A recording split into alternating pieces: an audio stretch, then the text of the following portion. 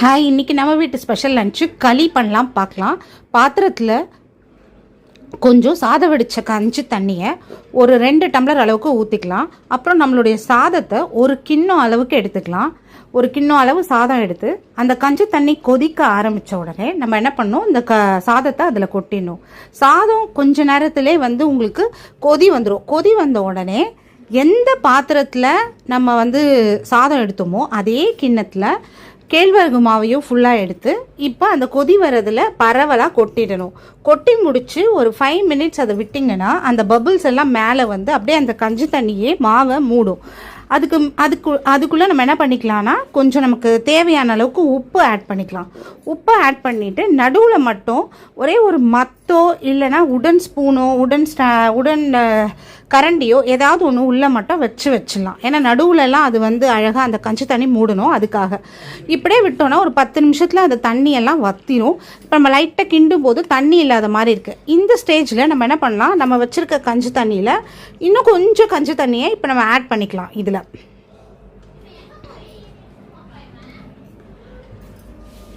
Add பண்ணி லைட்டாக கிண்டி விட்டு ஒரு 5 to 10 மினிட்ஸ் திருப்பியும் வேக வைக்கலாம். அப்போ தான் கேழ்வரகு மாவு வேகும். கேழ்வரகு மாவு வேகிறதுக்கு ஒரு 10 நிமிஷம் போதும். இப்போ ஓரளவுக்கு கட்டிப்பட்டு வந்துச்சு.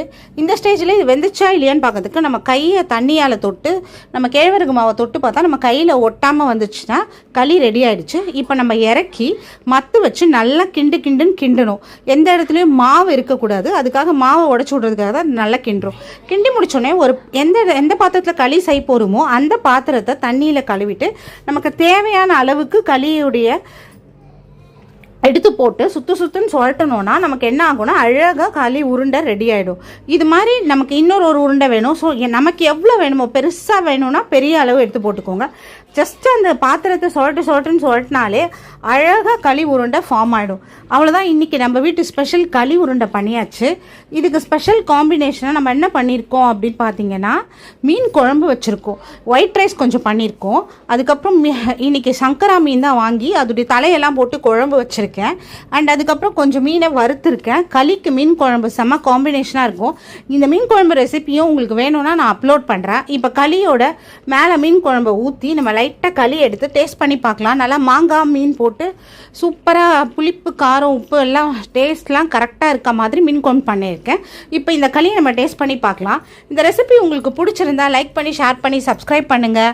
இந்த மாதிரி புது ரெசிபிஸ் வேணும் அப்படின்னா எனக்கு நீங்கள் கமெண்ட் பண்ணுங்கள். அதுக்கப்புறமா இந்த சேனலில் வேறு என்னென்ன இம்ப்ரூவ்மெண்ட் பண்ணலான்னு உங்கள் கமெண்ட்டை சஜஷனாக கொடுங்க. சப்ஸ்கிரைப் பண்ணி சப்போர்ட் பண்ணுங்கள். பாய்.